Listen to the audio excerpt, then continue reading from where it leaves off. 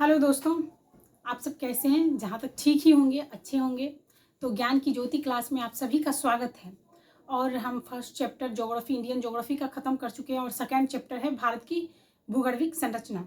तो 2-3 दिन से शायरी भी नहीं हुई है। चलिए एक शायरी हो जाती है कि ए दरोगा तुझे चाहेंगे ज़रूर, ए दरोगा तुझे चाहेंगे ज़रूर, हम तेरे नाम से बदनाम हैं, हम तेरे नाम से बदनाम हैं, एक दिन तेरे नाम से ही अपने कंधे पर स्टार सजाएंगे ज़रूर। तो जो इंसान का जो होता है जुनून वो रखिए और आगे चलिए। और हम अपनी ज्योग्राफी के दूसरे टॉपिक पे आते हैं, दूसरी चैप्टर पे आते हैं। तो चलिए हम भूगर्भिक संरचना के बारे में पढ़ते हैं, भारत की भूगर्भिक संरचना। तो क्या है, भारत चैप्टर नंबर 2 है और है भारत की भूगर्भिक संरचना। चैप्टर नंबर 2 भारत की भूगर्भिक संरचना। सबसे पहला है कि भारत जब कैसे बना, भारत कैसे बना। तो पहले तो एक तैथिस सागर था, उसके बीच में एक तैथिस सागर था, वो वर्ल्ड ज्योग्राफी में आ जाता है। पहले जो है भारत अंगारा और गोंडवाना लैंड जब टूटा, तो अंगारा लैंड और गोंडवाना पेंजिया जब टूटा तो अंगारा और गोंडवाना लैंड में विभाजित हो गया। तो अंगारा लैंड से 4 महाद्वीप निकले और गोंडवाना लैंड से 5 महाद्वीप निकले। लेकिन उस 5वां महाद्वीप, अंगारा लैंड से जो 4 महाद्वीप निकले और गोंडवाना लैंड से जो 4 महाद्वीप निकले, उसमें 5 महाद्वीप निकले। उसमें 5वां महाद्वीप जो था वो था भारत, वो भारत था, इसलिए भारत को महाद्वीप भी कहा जाता है। तो पहला जो है भारत का शैल समूह, मतलब भारत का जो मिट्टी है, भारत का जो चट्टान है वो कैसा है, क्या है, इसके बारे में हमें पढ़ते हैं। भारत का शैल समूह, ये समूह भारतीय भूभाग पर ठोस अवस्था में पाया जाता है। भारत का जो चट्टान है, ये सब जो शैल समूह है, ये भारतीय भूभाग पर ठोस अवस्था में पाया जाता है। अध्ययन के आधार पर 4 भागों में विभाजित है। पर भारत का जो चट्टाने हैं वो 4 भागों में विभाजित है। भारत का जो चट्टान है वो 4 भागों में विभाजित है। पहला आर्कियन, आर्कियन चट्टान जो है, ये आर्कियन चट्टान सबसे प्राचीन चट्टान है। सबसे पहली चट्टान, सबसे प्राचीन चट्टान जो है वो है आर्कियन चट्टान। सबसे पहली और सबसे प्राचीन चट्टान आर्कियन चट्टान है। उसके बाद आता है उस आर्कियन में ही धारवाड़ भी आता है, जो सबसे ज्यादा विस्तृत है। भारत में सबसे ज्यादा धारवाड़ चट्टान विस्तृत है, भारत में सबसे ज्यादा धारवाड़ चट्टान विस्तृत है और सबसे पुराना जो है वो आर्कियन चट्टान है। उसके बाद कुडप्पा आता है, पुरानी चट्टान है, कुडप्पा भी पुरानी चट्टान है। उसके बाद दक्कन समूह आता है, वो कोडप्पा जो आता है पुरानी चट्टान में कोडप्पा भी आता है। उसके बाद गोंडवाना आता है, गोंडवाना चट्टान जो है वो सबसे नवीनतम चट्टान है, गोंडवाना चट्टान सबसे नवीनतम चट्टान है। उसके बाद दक्कन समूह आता है, दक्कन का चट्टान, दक्कन का चट्टान जैसे झारखंड में हो गया, दक्कन का पठार, ये सब हो गया, ये सब दक्कन समूह में दक्कन का चट्टान। अन्य जो है बिंद, क्वांटजाइट, टर्सरी, ये सब नया बना हुआ चट्टान है।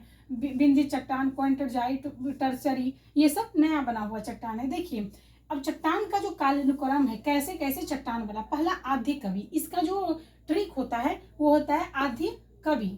आद्य कवि होता है, आद्य मतलब आर्कियन होता है, और मतलब आर्कियन हो गया, धो मतलब धारवाड़ हो गया, आर्कियन, धारवाड़, कोडप्पा और विंध्यन। और नया जो सबसे नया चट्टान है वो है गोंडवाना, वो न्यू चट्टान है। आर्कियन, धारवाड़ का कालानुक्रम के अनुसार जो है आर्कियन सबसे पुराना है, उसके बाद धारवाड़ आता है, उसके बाद कोडप्पा आता है, उसके बाद विंध्यन आता है और उसके बाद न्यू जो चट्टान है वो है गोंडवाना चट्टान। अब देखिए आर्कियन, आर्कियन चट्टान कैसे बनी। आर्कियन चट्टान कैसे बनी, ज्वालामुखी उद्गार द्वारा निर्मित है। आर्कियन चट्टान जो है ये ज्वालामुखी उद्गार द्वारा निर्मित है।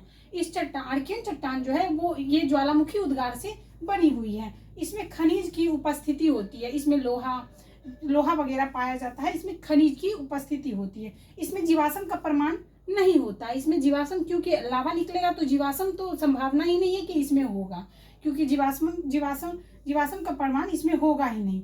जैसे कि लावा जब यहाँ देखिए ज्वालामुखी मेग्मा जब पिघल के इसमें निकलती है तो ठंडा होने पर चट्टान का निर्माण करती है। मेग्मा जब ज्वालामुखी उद्गार होता है तो मेग्मा जब ये पिघल के निकलती है तो ये ठंडा होने पर चट्टान का निर्माण करता है। इससे जो चट्टान बनता है वो अग्नीय हो गया, अवसादी हो गया और कायांतरित हो गया। मेग्मा ज्वालामुखी उद्गार से जो चट्टान बनता है अग्नीय हो गया, अवसादी हो गया और कायांतरित चट्टान हो गया। क्या हुआ, अग्नीय, अवसादी और कायांतरित चट्टान हो गया। देखिए ये चट्टान कहाँ पे पाया जाता है, ये चट्टान देखिए पश्चिम में, ये नीलगिरी की पठार के पास पाया जाता है। नीलगिरी के पहाड़ के पास ये चट्टान पाया जाता है, जो कि कर्नाटक और केरल और तमिलनाडु के बीच में है, कर्नाटक, केरल और तमिलनाडु के। उसके बाद अरावली, अरावली पर्वत जो है ये इसी चट्टान का अवशेष है, आर्कियन का ही अवशेष है, जो कि मध्य प्रदेश, राजस्थान और दिल्ली, अरावली पर्वत मध्य प्रदेश, राजस्थान और दिल्ली में है। वो भारत की सबसे पुरानी पर्वत भी है। वो जो ये चट्टान जो बनी है, ये जो पहाड़ बनी हुई है, चट्टान बनी हुई है, ये जो बनी हुई है ये ज्वालामुखी उद्गार से ही बनी है। इसका भी उदाहरण अग्नेय चट्टान है। उसके बाद यहाँ पे आ गए इधर छोटा नागपुर का जो पठार झारखंड, छत्तीसगढ़, वेस्ट बंगाल में है, वो भी अग्नेय चट्टान से ही बनी हुई है। इसमें भी जीवाश्म का कोई प्रमाण नहीं है। उसके बाद आता है दूसरा नंबर पे है धारवाड़। धारवाड़ के बारे में हम बताए थे कि दूसरा नंबर पे मेरा धारवाड़ चट्टान है। वो धारवाड़, भारत में धारवाड़ ये आर्कियन के टूट फूट से बनी होती है।